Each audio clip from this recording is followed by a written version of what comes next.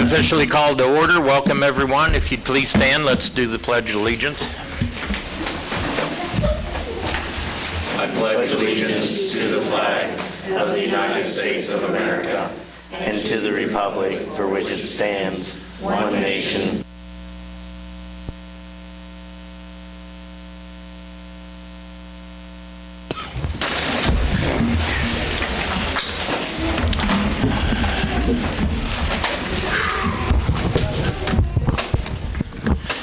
All right, Council. Review and approval of the agenda. Any questions? Make a motion to approve the agenda. Second. All in favor, aye? Aye. Opposed? Thank you. Is there anyone here that wishes to make comments that, for any topic not on the agenda? Donna, anyone else? You know the routine, Donna. You get a few minutes here. That's 3 minutes. There you go. Thank you.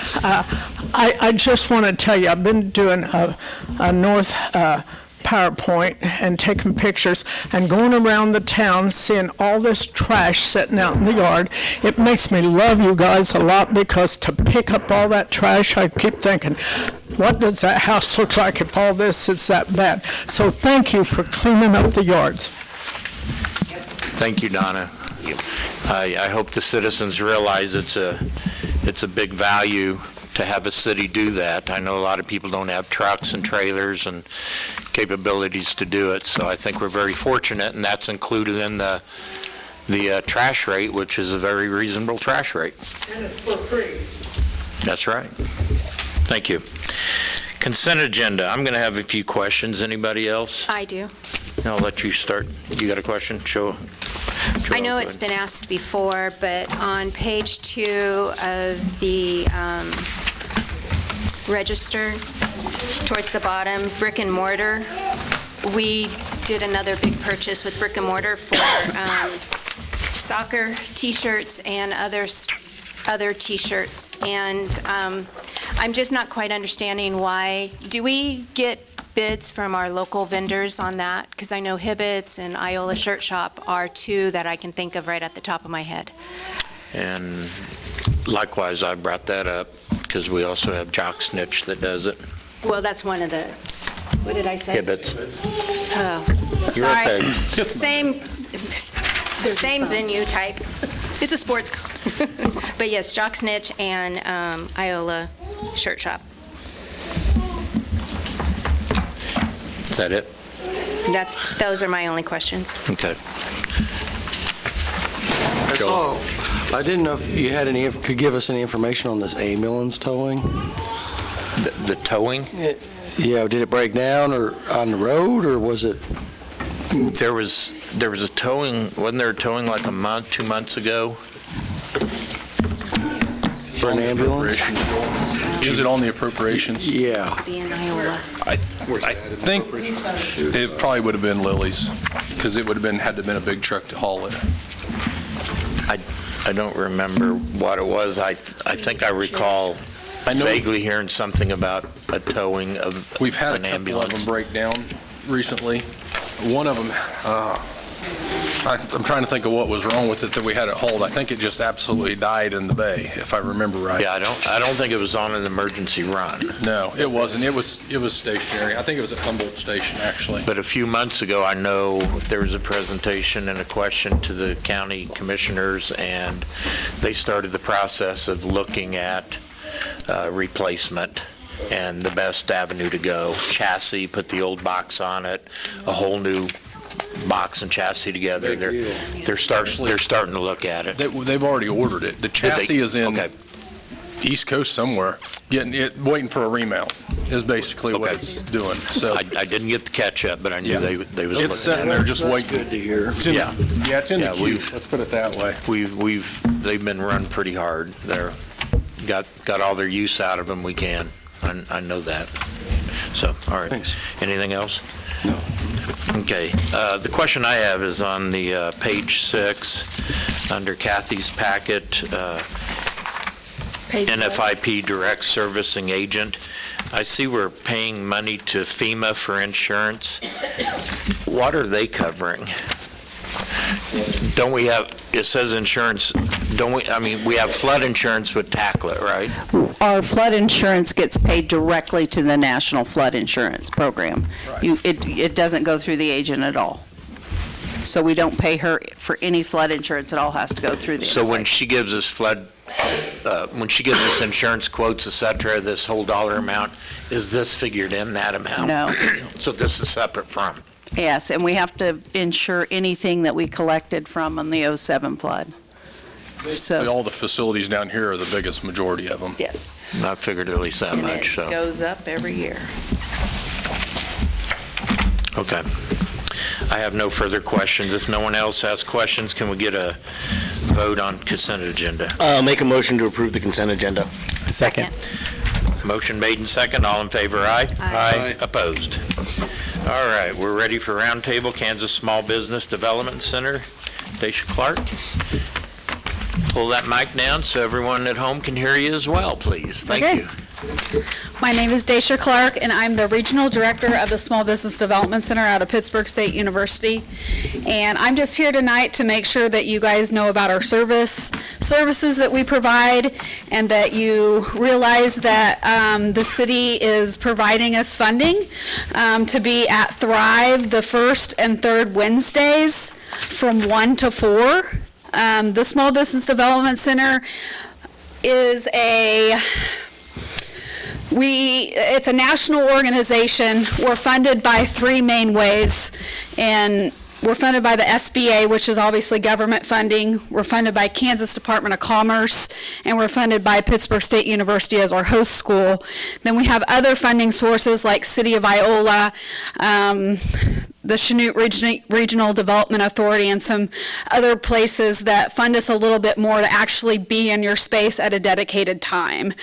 So the reason I tell you all of that is to say most of the services that we are providing these small business are at no cost to the small businesses.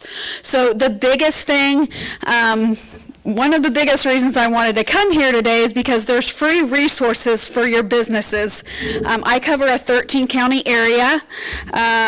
We go all the way up to Anderson County and all the way down to Montgomery County and all the way over to like Elk and Chautauqua. The big thing that we can help with small businesses is marketing. We have students at Pitt State that help build websites for us, again, at no cost to the client, just a basic website, which in these rural spaces that I'm in, or that I'm located in, we know that businesses cannot just rely on walk-in business. They're just not going to survive, most of them. So they need to be marketable, they need to get a website, they need to be on social. Another thing that we offer is if you have a startup business and you are looking for funding, most of the banks here I'm working with already, and they will send me clients. But if you go to a bank and ask for a business loan, they're probably going to ask you to work with a small business development center. So the reason for that is because we can provide a business plan, help you come up and write a business plan that is sufficient for the banks, and then we will do 3-year cash flow projections with you. What's so valuable about that is because we don't have to tell you if your business idea is good or not. The numbers will tell us if it can go forward or not. Since we're here the first and third Wednesday, that's about 75 hours a year. I do want to let you know that even when we're not in your county, that does not mean that we're not working on things that are happening in your county. We can't get everything we need to get done in the 75 hours that we're here for the year. So last year we had a total of 15 clients for your city, 50 hours, capital infusion of $397,000, and 2 business starts. I'm meeting with Robin Shaley next week with the chamber. I'm a fairly new regional director. I've been with the SBDC for about 7 years, but I'm just in my first year as regional director. So trying to get some things lined up with her, and of course working with Jared at Thrive. So we work confidentially, so I'm not allowed to tell you business names. That's just how it works. But I would entertain questions if anybody has any. Appreciate the service you're providing. I did not realize we had this extension with our EcoDevo package there. I'm going to leave some flyers just in case you guys, because it's just like a services of flyers, things that we help with. I just think people are always ask me after I've helped them if they can pay me what they need to pay me, and it's really nice because of your taxpayer money hard at work and the extra funds that we get from the city, so that we don't have to charge clients. So I just want Other than a bank referring somebody, what's your main getting out there? How does somebody in Iola know? We'll hopefully thrive in the chamber, obviously, and yeah, pretty much just our social. So I'm going to be meeting with all the banks to hopefully make sure that they're aware of our services. And basically, other than that, it's just word of mouth. So if there's anything that you guys hear that you see that businesses are needing, let us know. Because if we can't present on it, if we don't have the expertise, we can draw across the state. We have 9 centers across the state of Kansas that we work closely with. For one example, if you need a valuation of your business, so you need to know how much your business is worth, a big thing, we do not want people to just walk out of their businesses. We want to sell, we want these businesses to work with us to hopefully sell them so we don't leave a hole on Main Street. So sometimes you may need a valuation. That's not a skill I have, but we have somebody out of the Emporia SBDC and somebody out of the KU SBDC that can provide that service. So Good, thank you. I'll leave you guys some flyers. You do help people with LLCs. Oh yes, that's another big thing. I don't want to step on attorneys or CPAs, which I know a lot of people go to them. We can walk you through the LLC process. The state of Kansas charges you $160. We will not charge you anything above and beyond that just to walk you through the process. We will also help you get an EIN, which is free, and we'll help you get a retailer sales tax ID if you're going to sell product. If you have employees, we'll also help you hook up with the Kansas Department of Labor. So there's a lot of little steps. We would also make sure that if the city of Iola has a business license, that we would suggest that they need that, and that we would suggest that they be a member of the chamber. So we're just trying to get them set up the best that we can. I will walk them through their sales tax the first couple of times. If they need QuickBooks, if they need help with their accounting system, we can do that. Thank you for saying that, because we do that a lot. Last couple of years, I've seen a couple of people gave me your name. Yeah. They said it was really helpful. I can get you all 3 of those things in about 45 minutes, and you can walk out and then go to the bank and get a business bank account, and you can be rolling pretty quick. How many other entities help with funding at the local level in Allen County? So your e-community is obviously a big, Southeast Kansas Rural Prosperity Foundation, and the CRDA office out of Chanute. They also have some funding that is available to your area. I just meant like how we give money to the SBDC. Oh. Are there other entities in Allen County that are also helping out? No, there are not in Allen County. Okay. We wouldn't, unless they wanted to partner with you, so say City of Humboldt and you guys wanted to partner together, we just are one per county. Okay. So. Thank you for your time. You're welcome, thank you. Yep. 702 Scott Street, rezoning ordinance. Good evening. The Planning Commission met on March 19th to review a rezoning request from Iola Industries. What they're requesting is to rezone the property at 702 Scott. I believe I provided an overhead of that property. It's a little over 6 lots up here just north of the park. The request is to rezone that from R2 to I, which is industrial. Their intent there is it's residential now. They would like to rezone it to industrial so that the adjacent businesses, they could eventually use it for those businesses, possibly sell it to them. I got with Corey, we tried to go back as far as we could in our memory. We don't remember ever having any home structures on those properties at all. It's also in the floodplain. They're limited on what they could do. Even if you left it as residential, you're limited on what you can and can't do in a floodplain. As far as the making it an industrial zone, one of the things they had talked to me about doing was green cover seed, using it to park trucks over there and putting some of the elevated seed bins, which they've already gotten approved by the Department of Water Resources already. So the Planning Commission met on March 19th, and the 5 members present that night voted unanimously to pass it. So I come to the council tonight asking you to pass ordinance 3526. Any questions, council? Make a motion to approve ordinance 3526 for the rezoning of the property at 702 Park. One industrial. Motion made and second. All in favor, aye? Aye. Opposed? Thank you. Thank you. Thanks, Greg. Columbia Metal lease agreement. Yeah, Mayor, and I won't read the background of it. You all have it there. The current lease is $600 a month. It's not covering our expenses for an entire year. We're losing about $2,500 right now per year on the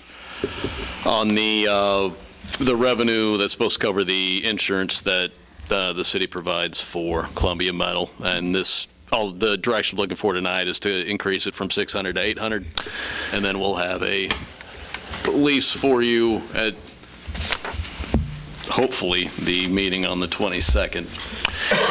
Just for historical purposes, it was about 10 years ago when I was originally on the council, and I recall making a comment that we need to at least yearly recoup our expenses. So it should have kept up. Yeah, and actually, so $600 did. The last lease was it was a 5-year lease. It was 60 month. So actually, we're going to also talk about making this just a yearly thing. But it did for the first 3 years of it. The last 2, we've been losing money. Yeah. And so $800 will cover it. And if $800 next year is going to cover it, we'll keep it at 8. We get the insurance in March, and so that's why it's coming to you now. And if 800 is going to cover it, if 9,600 is going to cover it for a year, we'll just keep it at that. And if it doesn't, we'll just inch it up. Are we required to do any upkeep or anything, or is that up to them? That's up to them. As the leasee. Okay. Yeah. Council? I'm fine with it. Yeah. Not going to find a cheaper spot for that either. Right. No. I'd like to offer the administration to go forward on drafting up a new lease with the $800 monthly payment, or annual payment, monthly payment, excuse me. I'm batting 1,000 tonight, aren't I? Woo. Can I get a second? Second. Motion made and second. All in favor, aye? Aye. Opposed? Mayor, Oh, sorry. it's not, they were just seeking direction, though, because the Oh. vote will be, Okay. Yeah. You're right. sorry. Direction. We got it. That's right. Got it. We got it. Well, I think you clearly have the direction with that. Formally. All right. Annual tree trimming. Who's I presenting think that? Jim's here. Make him come up and talk at least. Right? I made him come and talk. Good evening. Like I said, this is just an annual tree trimming deal. We have a deal that if the contractor would stay at the same price, we could go 2 to 3 years. Well, poor boy had it last year and said that he couldn't. He said he might even have to go up 5%, so we went out for we actually went out for 4 bids. We got 3 of them. As you can see, poor boy came in the lowest, and Corey and I figured they only went up about 2%. So that helped some. I do have a question on poor boys. there's always read the fine print. They give their bid, but they put plus fluctuating fuel surcharge, see attached pricing structure. We want to approve a contract with that. We'll have it as the base dollar amount. I would not recommend that we that won't be in the, vote on that if we're doing a fluctuating surcharge. Bid specs or the agreement, so, yeah. They'll have to come back to us, and we'll bring it to you if that's a change. Okay. Council? I'm fine with it then, given that caveat. I would make a motion to approve the annual tree trimming budget for Port Boys Tree Service for $121.83 per hour for the annual tree trimming maintenance program, and authorize the mayor to sign the documents. I'll second. Motion made and second. All in favor, aye? Aye.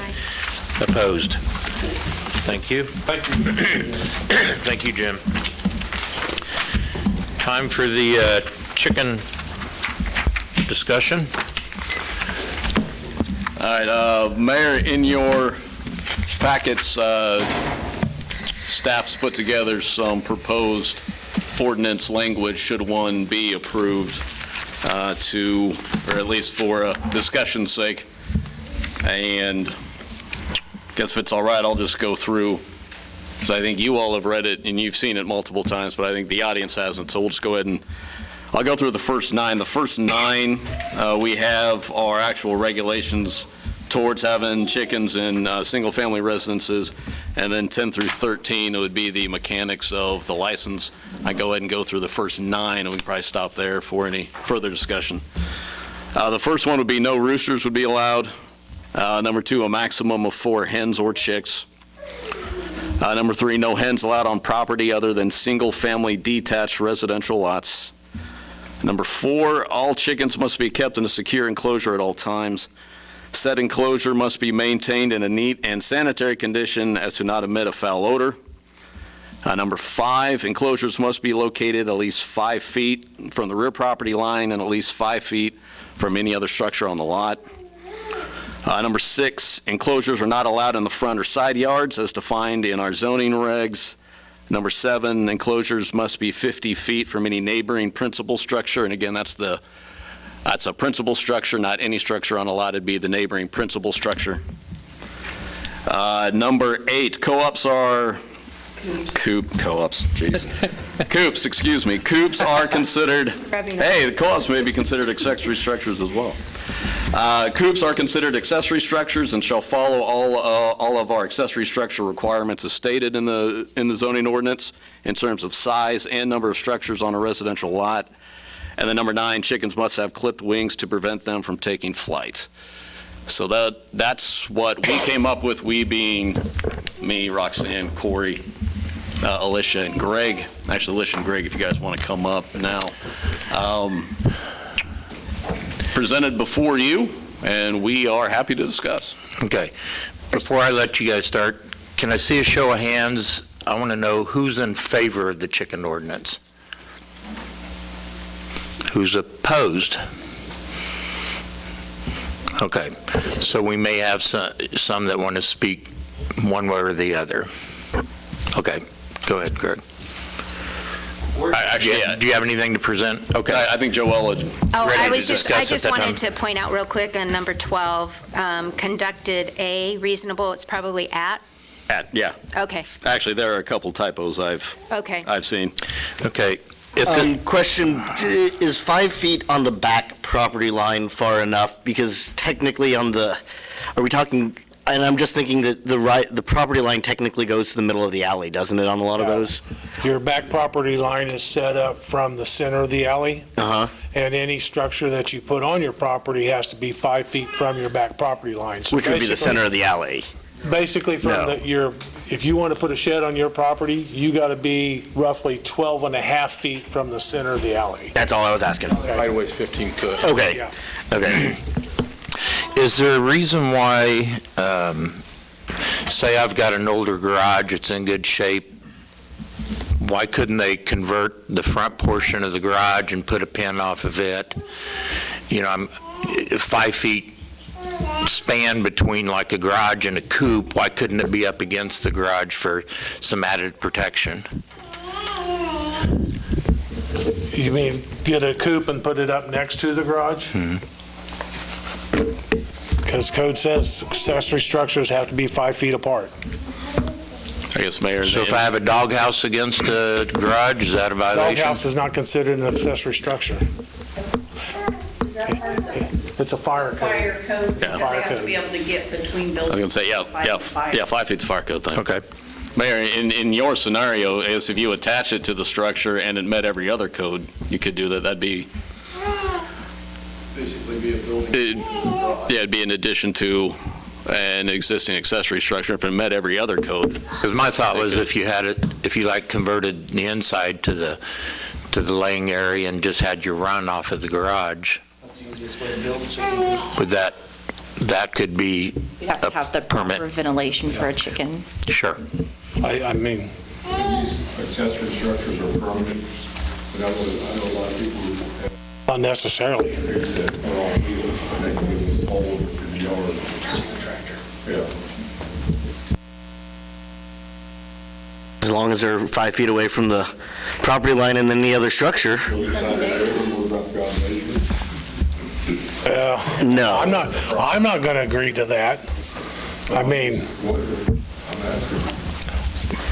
I'm going to okay where that structure is setting today. If you move it, I've got to reapprove it.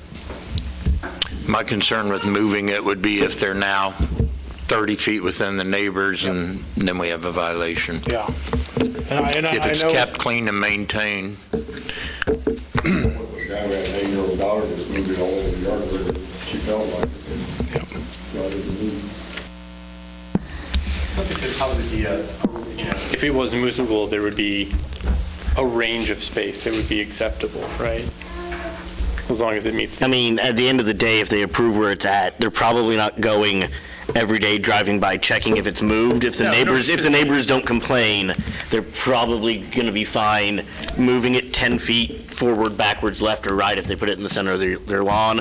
And as long as they follow this code, I imagine the neighbors won't complain. Well, since you brought that up, I had 2 people in my office today that are against chickens, but they don't want to come to the meeting tonight because they don't want to be the bad person. The complaints that we've gotten over the years on chickens, not that we've gotten a lot because we don't allow chickens, probably 50% of the calls that we get on chickens was because of a neighbor complaining about the chickens that somebody had next door. What were the complaints specifically? Noise, smell. Free-ranging them in the yard and them coming over to their yard. I hope some of those concerns have been addressed by the way this is set up. Don't we need to add the no slaughtering? John, and- yeah. Number 13, if they get a citation and they get their chickens taken away, I don't think they should ever be allowed to get the chickens again. One and done. Yeah. There was some concern that Mr. Wells brought up at the last meeting with our new dog ordinance that a dog could be considered vicious if it does what a dog naturally does and goes after a chicken.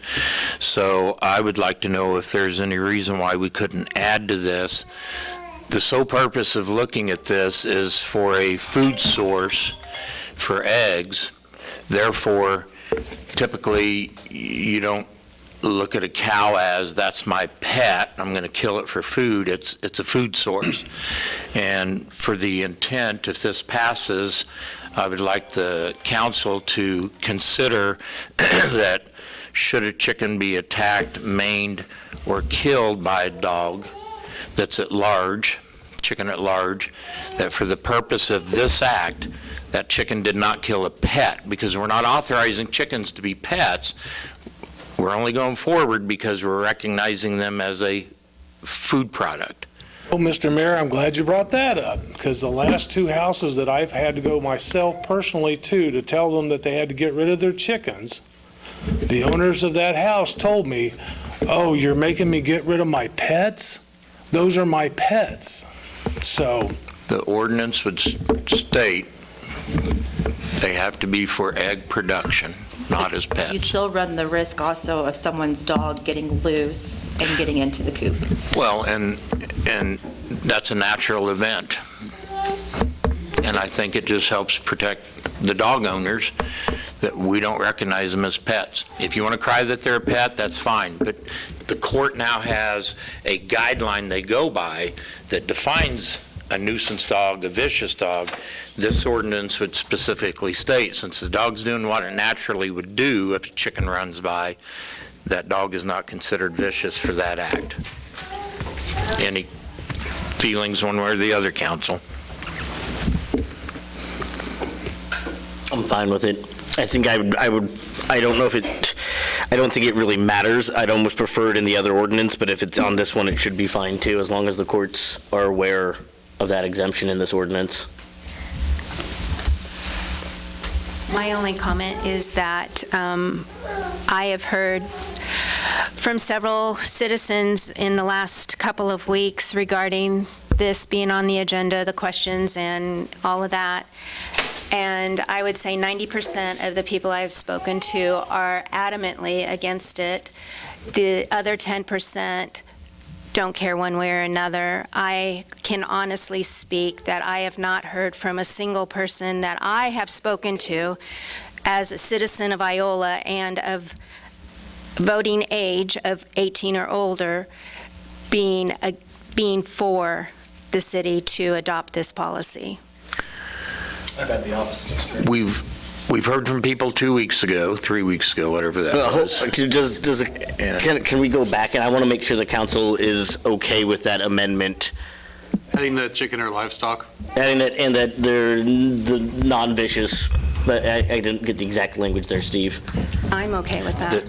Okay. Yeah. I agree with you. I think we should change the dog amendment because that has more implications than just chickens. But yeah, if it's in the chicken one, that's fine. Well, are you talking about changing, like rewriting the policy and the ordinance on the vicious and nuisance dog? Yes. Or just adding the, the problem, disclaimer that they are not considered a pet to where the dog or cat attacks a chicken, that the owner of that animal is held liable. Yeah, I mean, the problem lies with the vicious dog ordinance, and it's vague-ish wording, and so, like, that could apply to squirrels, you know, and that was never our intent. At least that was my understanding. It was never our intent to make it that broad, and so if since that's a problem with that one, we should change that one. I mean, even if we approve in this, I think we should bring it back and amend it.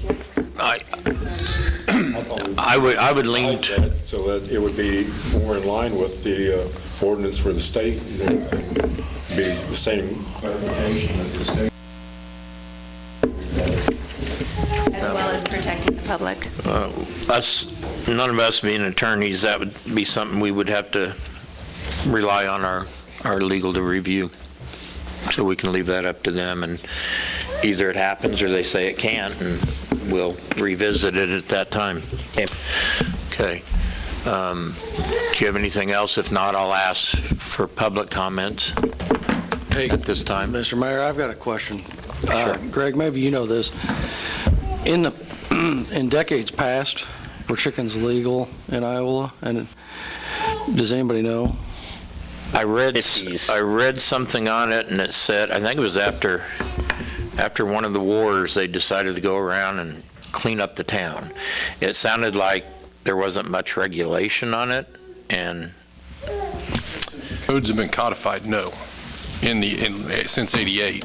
I can't tell you before that because I'm not sure we had a lot of codes on the books back before '88. But So does the IBC, IRC allow us to have chickens?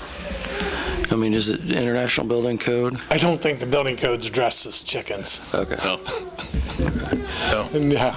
Accessory structure is truly going to be a shed No, type. actually, this would, you can make the argument it's more appropriate in the zoning code than it does in our muni code. It kind of boils down to a land use issue. all right, we'll move on. We've got quite a few people here. If we could limit our comments to a few minutes. Let's be professional and kind to each other, and try not to be repetitive. so we can get through this and hear what your thoughts are. So who wants to start? Can I start because I've got a fussy baby? Yes. Thank you. Hello, my name's Katrina Springer, and I am a citizen of Iola. And I have the benefit of having farmland just outside of town, so I already have chickens, but I used to have backyard chickens when I lived in Oklahoma. And that's when I first fell in love with chickens. And so I'm going to address a few of the issues that were brought up last time. One is noise, and if you limit it to four hens, the noise really is not an issue. I would go for a walk with my sister every night, and there are so many dogs that bark so loudly at us that they make so much more noise than when I had 6 backyard chickens in Oklahoma that they ever made. Now, if you have a rooster, yes, those things are loud. We have 2 out at the farm, and they will make a lot of noise. But if you keep it to hens, I don't think the noise will be an issue. The other issue was the smell and the poop. They've shown that 5 backyard hens, which would be more than what we're allowing, produce about the same poop as 1 medium-sized dog. So you're going to have dog owners that don't clean up the poop in their yard, and their yard is going to be nasty and smelly. And there are a lot of homeowners here in Iowa that have more than 1 medium-sized dog that don't take care of their yard. And unfortunately, you probably will have a couple chicken owners that do the same thing. But just like you have a lot of good dog owners that do take care of their dogs, you'll probably have a lot of good chicken owners that will take care of their chickens as well. The other benefit with the chicken poop, unlike the dog poop, which you just throw in the trash, the chicken poop you can put in the garden, or if you have a friend that has a garden, you can put there. The other benefit is the eggs, and I brought, you can't really tell, one of my eggs that gets to free range, so it gets the grass.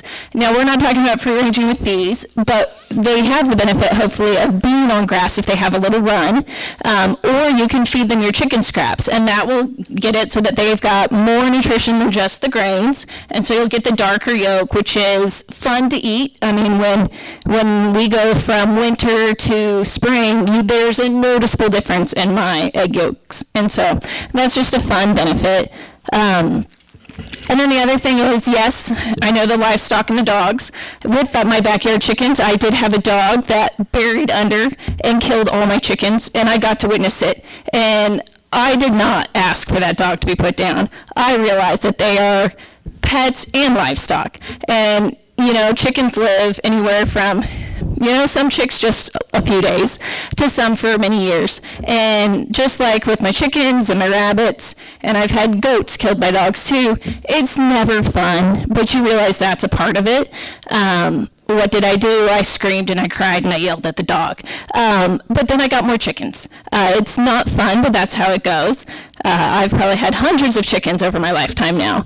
And some of them are great, and some of them are pets. I had one that I called Lover Girl, and she would come and sit on my lap when we'd let them free range for a few minutes at night when we had the chicken tractor. And so I just hope that you consider the chickens in the town. I have the benefit where I can still have them out at my farm, but I think a lot of people would enjoy all the benefits that they provide. So, thank you, Katrina. Thank you.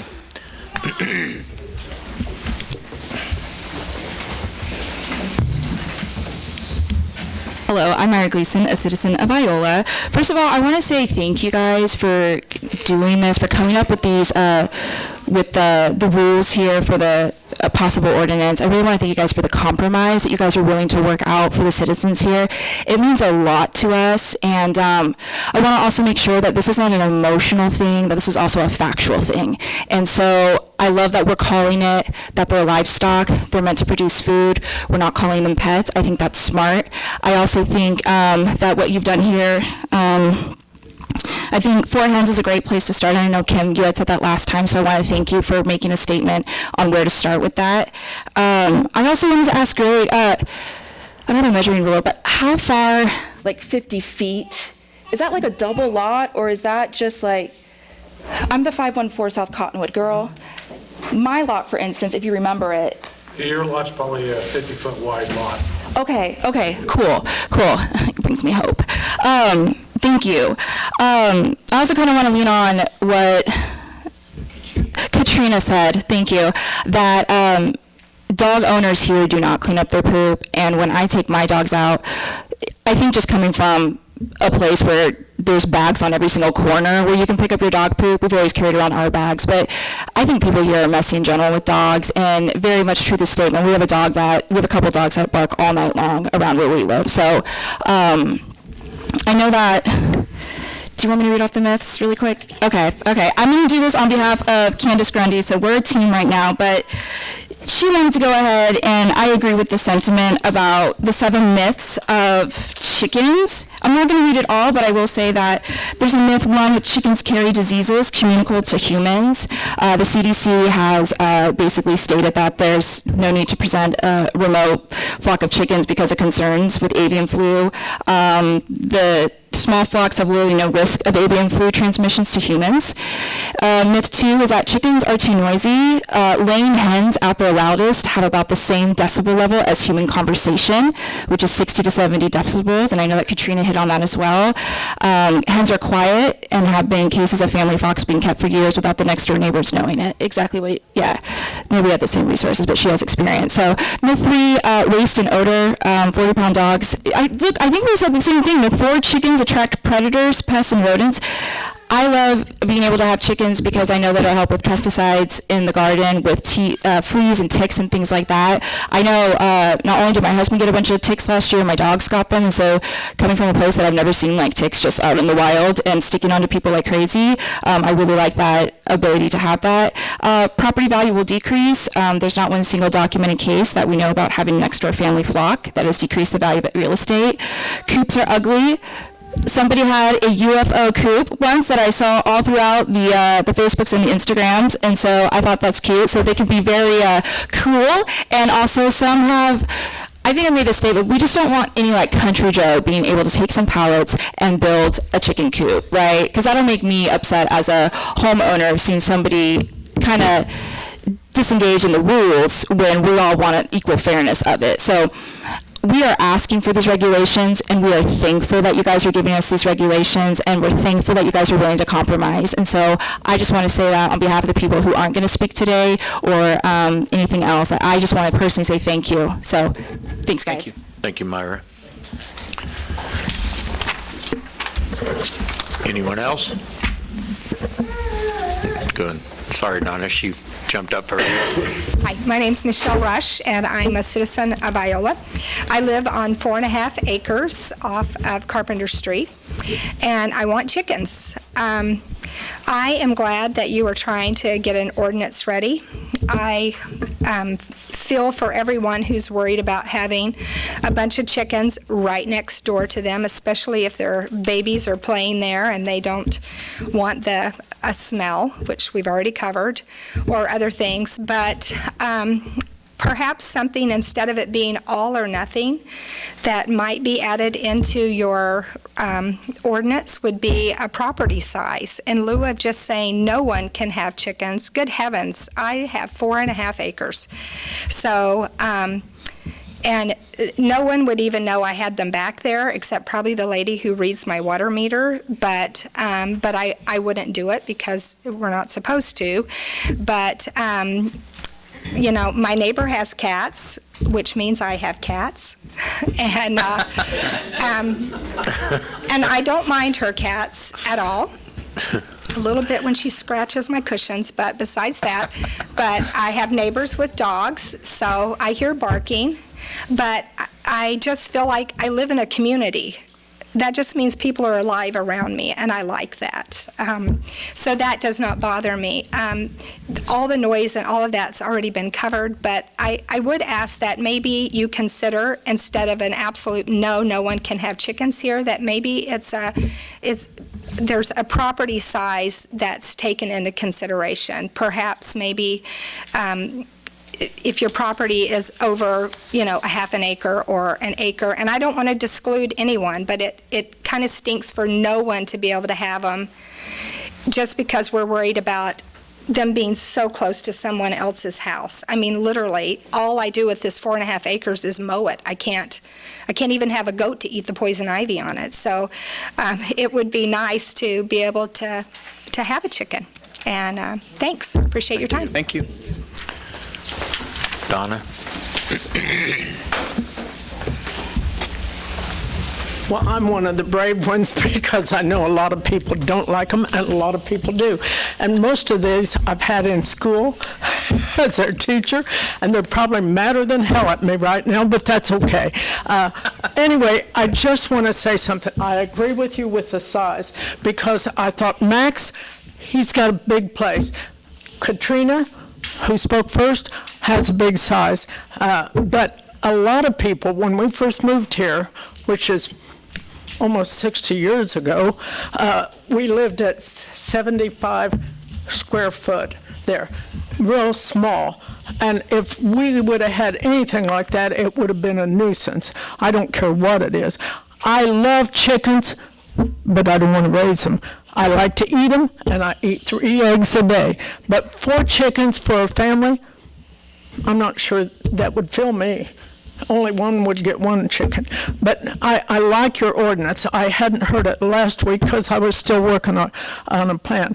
But the other thing I think about, I've been volunteering for 27 years, and I know this town well. I drive up and down and up and down and up and down to see what's going, to see what I can try to get people on the trolley and so forth, which I've been doing for the last 4 weeks. That's why I forgot the last meeting.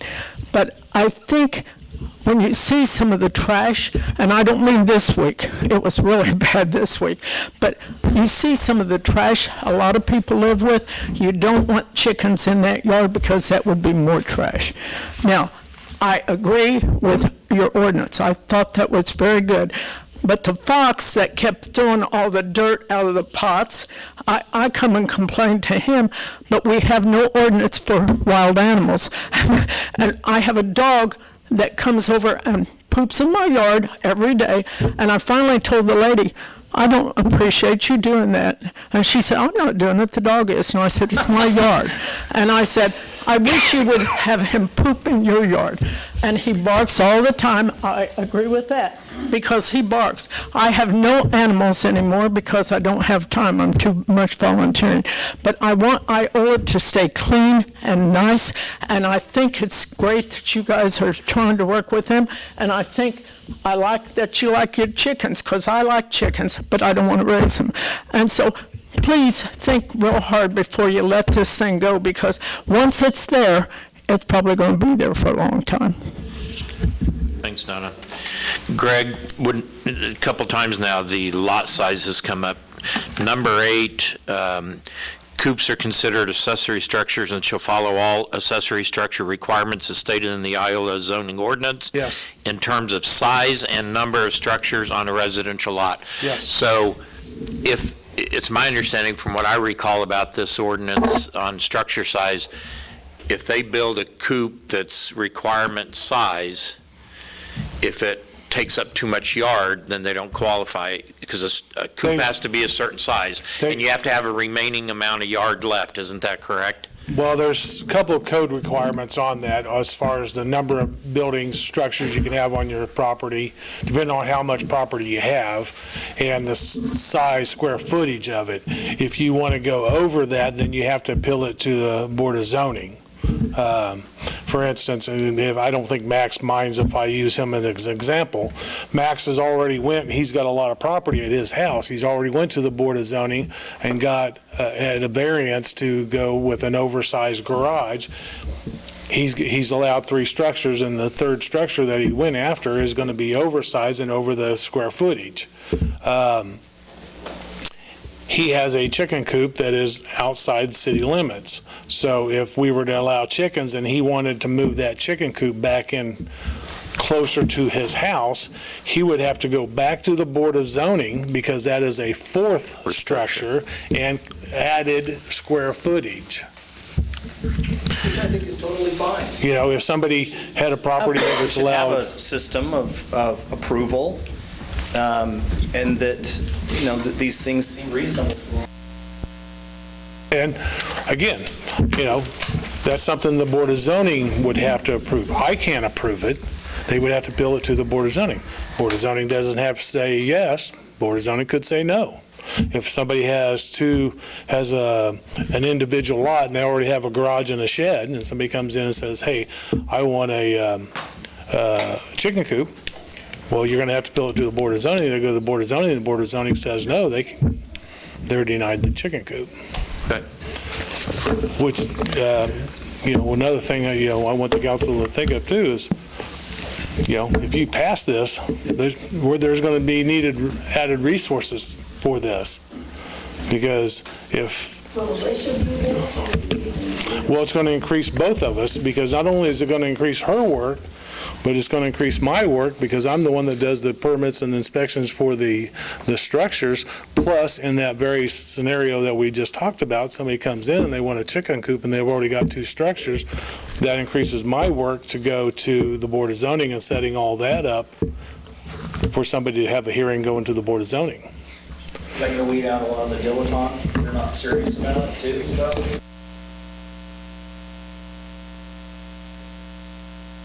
And let's be honest. I don't know everybody in this room, and everybody in this room may be excellent, like somebody already said up here, do a great job at taking care of their chickens.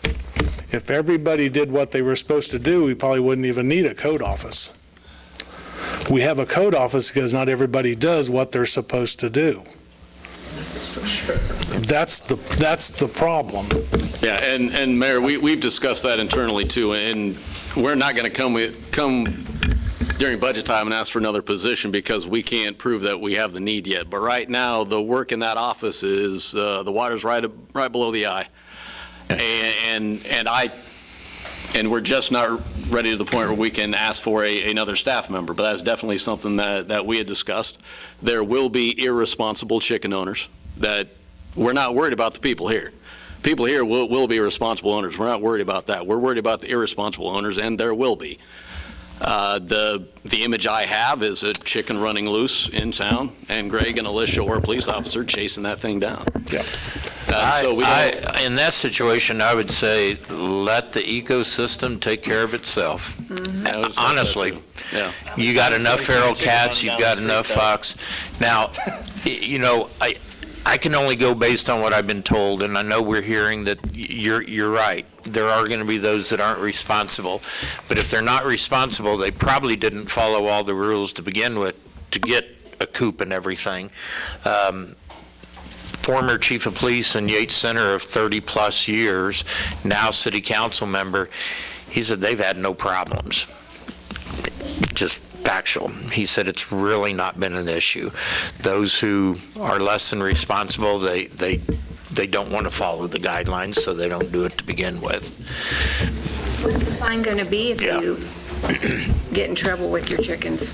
I mean, what does that fall under? Well, $500? Be the $500. We'll end up writing a citation and have to take them to court. And number 13, $75 court cost. and number 13 would revoke your license on this ordinance, so, all right. We got a couple more want to speak. This gentleman's had his hand Hey, up. Greg, I have one more question. If you have to take some chickens, what's Alicia going to do with these chickens?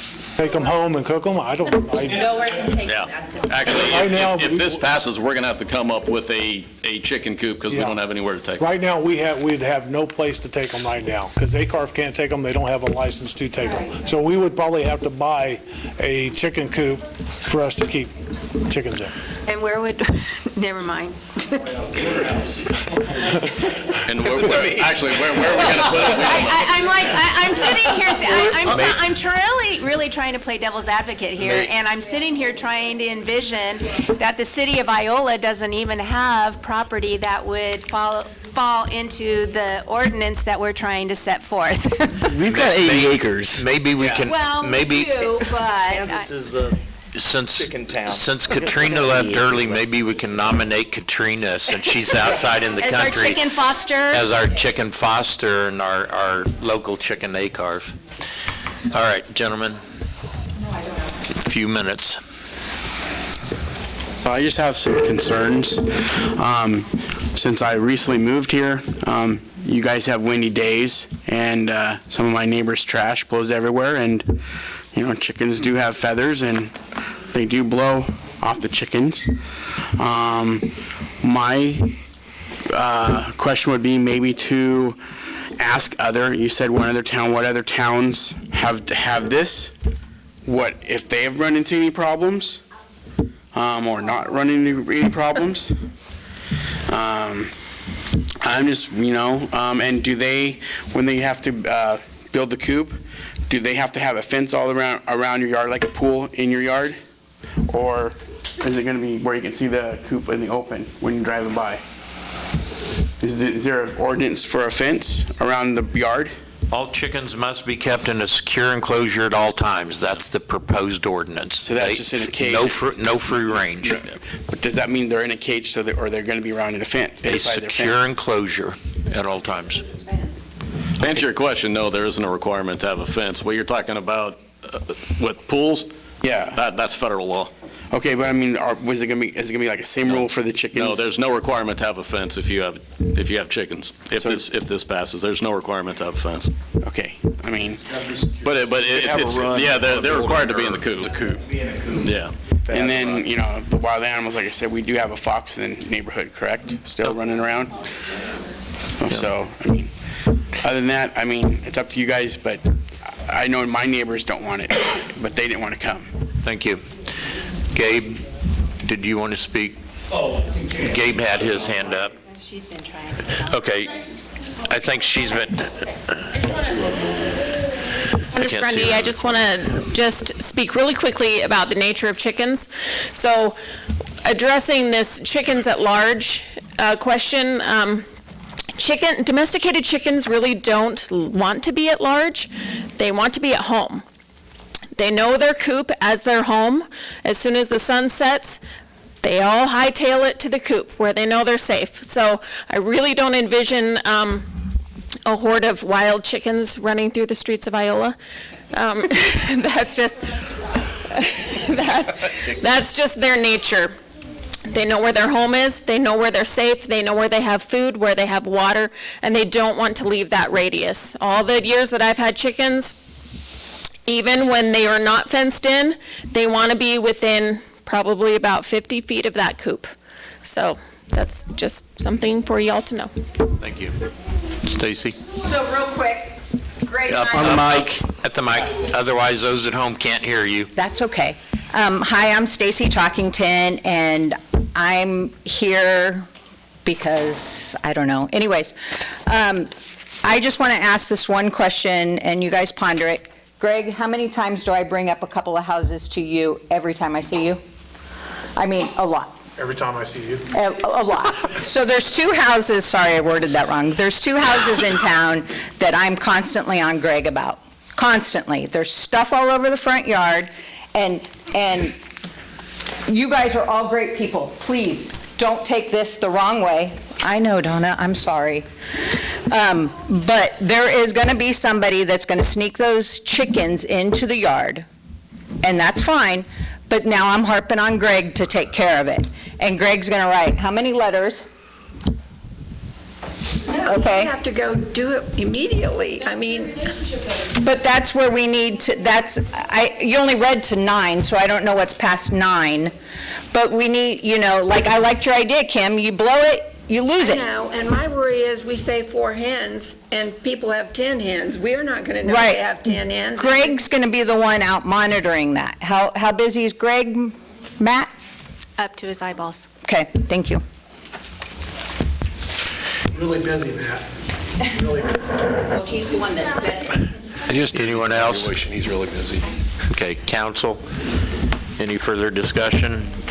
At this point, I'd just like to see it written, like we've seen other codes come forward to us to have a vote. Okay.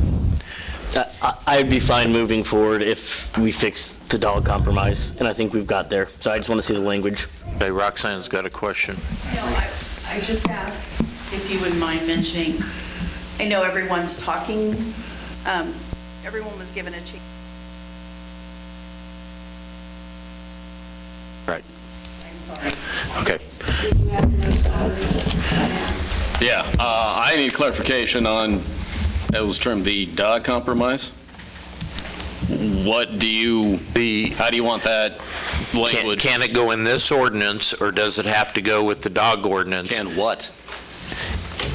Basically, an exemption our saying, authorization. an exemption saying to the state of chickens are livestock. No, the other ordinance doesn't apply to at-large chickens. Or the vicious dog, basically. Any chicken that's at large, attacked, maimed, killed by a dog, for the purpose of this ordinance, we are allowing chickens as livestock / a food product. Therefore, if that dog attacks, maims, or kills a chicken, it did not kill a pet.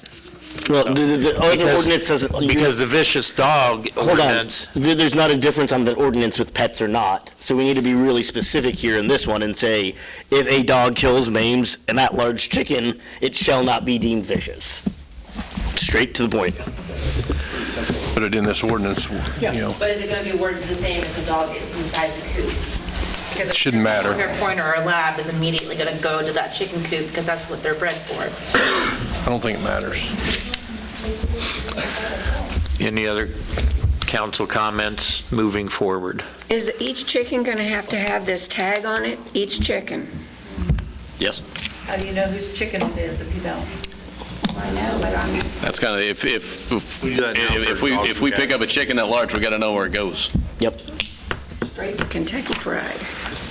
I think we should move forward. I do have a question. Have we decided on a cost for this? It's listed. It says $50. Oh, there it is. It says $50. What- Okay. Council, what do you feel about that? That's per year. $50 per year for chickens? Yeah. Be fine with that. Okay. Mr. Mayor, I just... Sorry. Go ahead. I just wanted to say that I've heard there's a lot of resistance to this in Iowa, and I really appreciate everybody showing up. And I don't think chickens in our community would really hurt anything. But I think we need to maybe reflect on that for a minute, the number of individuals that are against this. And you know, I wish their passion was as great as those who showed up. I've heard, yes, if we're hearing from them. I'm hearing that you're hearing from them. I've heard from one person that was adamant against it, and that I heard some history from another person who really don't care. I've not heard from anyone else. Where's this passion? Why are they hiding? If they, you know, I'm asking people to be kind and polite and let's get the word out here, because there's a pretty good number of pros here. Where's those cons? They need to come Steve, forward. can I offer And we need to walk away from here still being neighbors, period. I don't care about the differences. We need to accept each other's opinion and move on. Steve, can I offer a comment? She asked first. Okay. Sorry. First of all, I would like to set the record straight. I am not opposed or for. I am still really sitting on the fence on this. I understand both sides. But like Joel just mentioned, he has spoke with several citizens that are not in favor of it. I have spoke to several.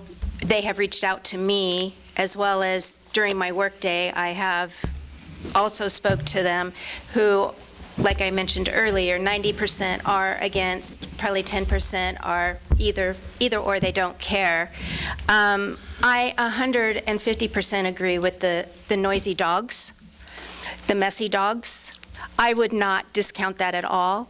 I wish we could get a better handle on that, but unfortunately, that's a very fruitless adventure. But like Kim has said, like Joel has said, we have a lot of citizens that are not willing. Greg had 2 or 3 come to his office today. They don't feel comfortable coming in front of public forum to speak and let their ideas, their feelings heard. That's why we have an email address. That's why there are other ways of getting in touch with council members. And we are still the voice of all of the citizens of Iola, and we have to respect that and take that into consideration. So, But they could just call the city office and voice their opinion. yeah, I mean, criticizing for not attending a meeting is... If I may, so I'm well acquainted with the lovely young lady who brought this to the council. And so I got dragged along to many chicken discussions and petition drives, and I've had many conversations. I've spoken with dozens and dozens of people in Iola. When you just walked up to people and asked them, like, overwhelmingly, it was positive. I mean, just picking random people, approaching people, or people, you know, I dressed up as Colonel Sanders for Halloween, and we talked to people about chickens at that time. You know, the vast majority were really in favor of chickens, and it was really the minority. And when I say it was a very small minority who were against, and a lot of them had good reasons, like, I've had chickens, I don't want chickens again, you know. And so I saw that side of it, and I've seen, you know, some negative comments, both here and in email. And what this looks like to me is a logic fallacy called a negative selection bias.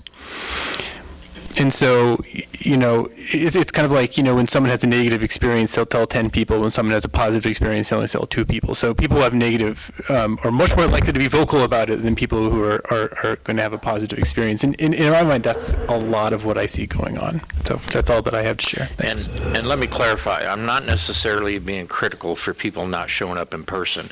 What I'm being critical of is, yes, we have other mediums of communication, and email is a good way to communicate.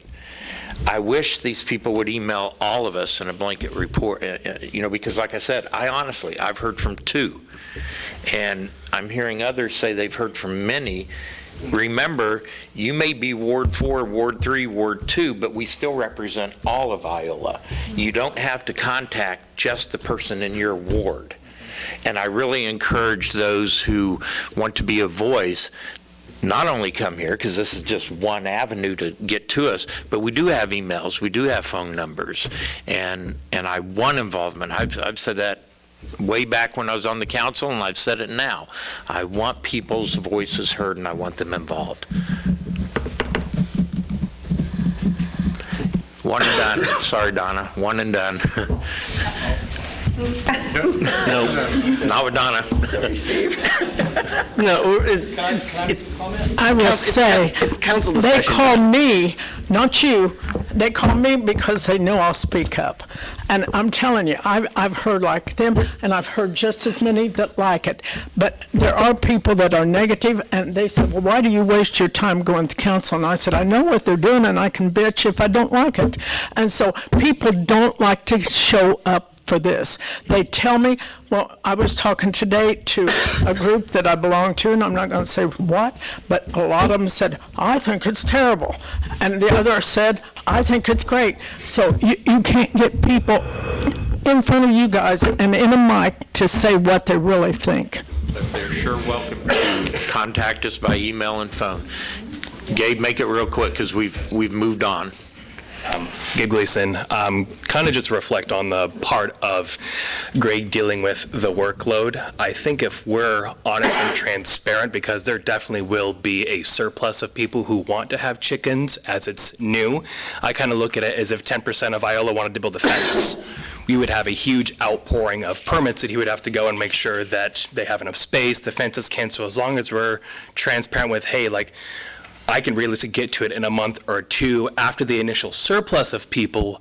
After that point, I think it'll be attainable to regulate people that want chicken coops. And then, of course, you know, if a neighbor is like, hey, it's awful, then there's the follow-up. But to deal with the initial inflow of people that want chicken coops, I think as long as we're just transparent, I don't think that should be an issue. Okay. Public comment closed. You had a question? Yes, the reference is made a lot to dogs and chickens. I am a dog person. I'm a chicken person. I love animals person. But we don't really get the things out of dogs that we can get out of chickens. We get love and emotional support. You know, they bark and protect the house.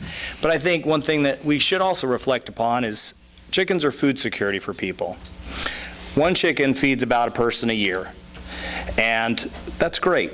And these chickens make eggs that are a heck of a lot better for you than anything you're going to buy in the store. That's just terrible grain. They don't have any kind of moving around space. It's not healthy for people. People want to eat a little bit more healthy, and they want to have control of it. A pandemic will surely come again. There will be some natural disaster that will surely happen. When we have chickens, we have a little bit of security for food. Then there's also so many other benefits. They really take care of the insects that are on a property dramatically. I hear this response about, oh, well, they might be dirty and they might attract. The difference between a chicken property and a non-chicken property as far as insects, ticks, fleas, mosquitoes, all of that is significant. And I think those of you who have had chickens will know that. So I think we're trying to separate chickens from dogs as being pets. So we can't do the opposite and say, well, we shouldn't have chickens because someone's dogs are out of control and they're filthy and disgusting. Well, we don't have chickens for the same reason we have dogs. We have them for different reasons. So I think that I vote to move forward. I think that there are far more pluses than negatives. And I will be critical of the people that turned up, because I don't think we should live in a culture where people that don't voice and are vocal about the things they agree on are rewarded in the same way that the people that turned up and spent 2 hours of their night. I think more should be put on that. Okay, moving on, direction for staff. You've received some feedback on what you need. Is there any other specific feedback for the ordinance? If not, we'll move forward. Discussion closed. Thank you for attending. We're basically winding down with council reports. If you're going to leave, we're going to wrap up. No, we're going to be out quick. Yes. Thanks, everyone, for your input. Still got just over an hour till tip-off, John. We're going. Don't let them leave. No, they got to sit here for the full meeting. I got to sit here the full meetings every day. No one said yet. It won't, I'll guarantee you we'll be there.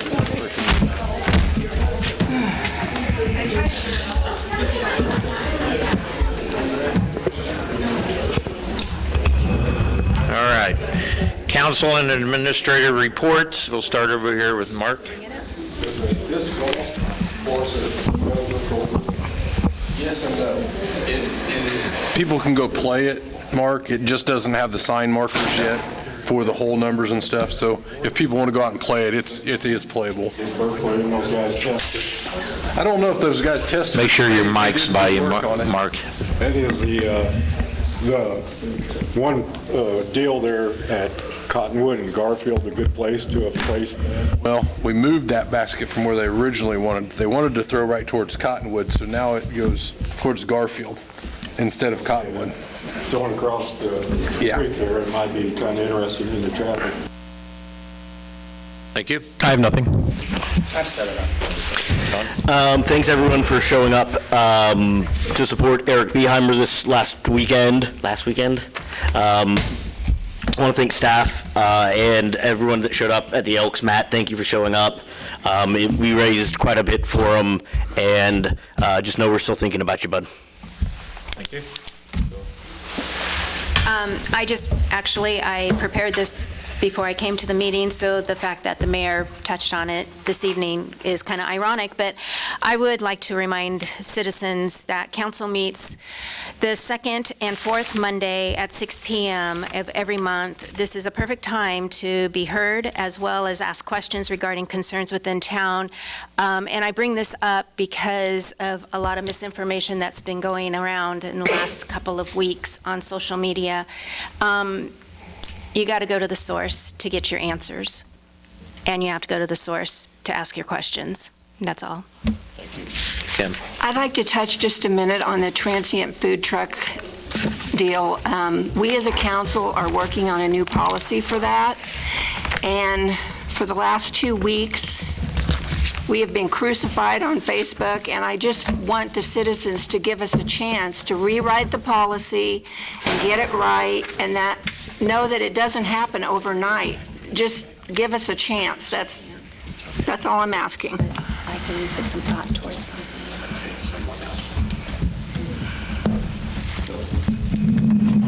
Yeah, I've got two things. One, this is the second meeting in a row. I understand that emotions and feelings can run high. However, as a public meeting and a public government, there's a certain decorum that's expected. And so please, watch your language. I understand that we're all adults, but 2 meetings in a row, we've had some cursing that's going on when people are speaking, and so just to uphold a little bit of the prestige that is elected government, this isn't necessarily at any of us as of right now, but I think it brings us down, whether it's the public or whether it's council that is using some inappropriate language when talking, especially during these meetings. The other thing that I have a question of, just because, in my line of work, every year looks completely different, is that I would be interested in seeing, if possible, like what all rec programs we do, especially for sports. I know recreation is changing as a whole, and there's sports coming out about anything and everything now. So I just don't know. I'm wondering, what are we offering to not just the kids, but also the adults, and can we flavor it up a little bit, I guess. Like we have that new disc golf mini course that's over at Meadowbrook, but are there other opportunities? I know 2 years ago, Nick, we talked about something with the skate park, but we let bicycles in. Yeah, but if there's other things that could also happen. So just giving more opportunities. You say flavor it up. Did you know they used to teach belly dance lessons? That's true. They did. I mean, to each their own. Mine doesn't move too much, but yeah, to each their own. I was a student. Yeah, so you're right. I mean, I just think that there's a whole lot more opportunities, especially these younger kids. Any hobby can become a sport these days, and so it'd just be interesting to see and give them an opportunity to try something. And I know that we offer activities that maybe the schools don't offer, so. Sure, good point. I've heard from some that's already played on the Meadowbrook disc golf course, and they praise it. And I think some of the concept was for beginners, and these Little kids that don't have to go in the creek or all those trees. Well, they did that just for young people. Yep. But old people. Well, some of the young individuals that have played on it said it's going to be a great course for the younger kids, and these adults enjoyed it as well. We're not quite through. We're doing some more things with it. Good deal. To the city, they jumped with us and helped us do this. Good deal. Remind motorcycles not to put on the cement pads that are there. Yeah, we did have one doing that. I think it's because it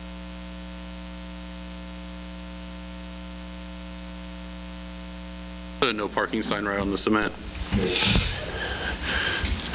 What's that pad there for? That's where It's a tee box. Yeah, that's your tee box. Tee box. Okay. On order. I haven't seen it, so, well, have to think You on can that take one. up disc golf if we offer it. There you go. Okay. Also, I noticed the grate starting to fell there on the other side. It's getting thunked pretty hard and making a lot of noise, so I'm sure we're watching that based on some of your reports about 54. But in that it's, area as well, so. That one grate's pretty loud when the semis hit it, so. North side? Yeah. On the north side, there's a small section that's starting to get pushed down, and it makes a pretty loud pop at night. You can hear the semis hitting it. Regarding the vendor trucks, I've decided that the best way to move forward, since there's so many variables that need to be looked at, going to appoint a special committee to look at that. And I've asked Joelle to be on it. I've asked Roxanne to be on it. Jared Wheeler with EcoDevo will be on it. I've asked Courtney Bauer to be on it. They are the ones that initially asked about it. And they have a vendor truck that would be affected by this, so I've asked a vendor person to be involved. I'll be involved, and we may look at one more person to bring on that, to look at what other cities doing. We'll have an EcoDevo person there. We'll have some good input. So we'll see what we can't put together and see what can't come back to the council that's a little bit easier to handle than all of us discussing it, and take some of the work off staff doing some research ourselves. That's all I have. Corey? I don't have anything tonight, Mayor. Matt? Two things. First, we are in the mowing season. Grass clippings out in the street is illegal. We will, hopefully people will heed that. Haven't seen it yet, but history shows that we will. So, Can you put the yearly notice on Facebook and we can all start sharing that again? yeah, and then also another thing, people parking their cars in their front lawns. I will never understand why that's a thing, why anyone would want to do it, but it's happening. And we chase the cars off and then they come right back. So, again, something that Greg's office has to deal with on a daily basis, but again, something that some reason when spring hits and the weather improves, some people start parking their cars on their lawns. And again, that's not something that's allowed by code here or anywhere. Just something to get in the paper. And hopefully people read it. I agree. Because it's really, to me, it's one of those ridiculous things that we shouldn't have to enforce, but we do. Yeah. I recall seeing it happen a lot right after FEMA made some yards look really nice and that nice new turf was torn up. And that's all I have. Thank you. Roxanne, anything for us? I just kind of wanted to touch on what Josiah said. It's important, my training as a city clerk. This is the council's meeting. You have to allow the public to view you, and we do allow public comments, and you're very good about that, Steve. It's just that, like tonight, it got so loud and so many cuss words were going on. I'm trying to listen to what the council's saying as part of the official minutes, and that's why I did interrupt, because it was getting in. I appreciate that. I just got new hearing aids, and I guess I'm going to have to adjust them because I didn't hear some of the language. It is the council's meeting. It's not a public meeting. It's open to the public, but it is the council's meeting. Also, just reminder, yes, they're doing cleanup. If you didn't call in on Friday, you're not on the list, and there's not anything we can do about that. This week, we will send out first round of bills, so look for an envelope now instead of a postcard. So. Good deal. Motion to adjourn. Second. Motion made, second. All in favor, aye. Aye. Thanks, everyone.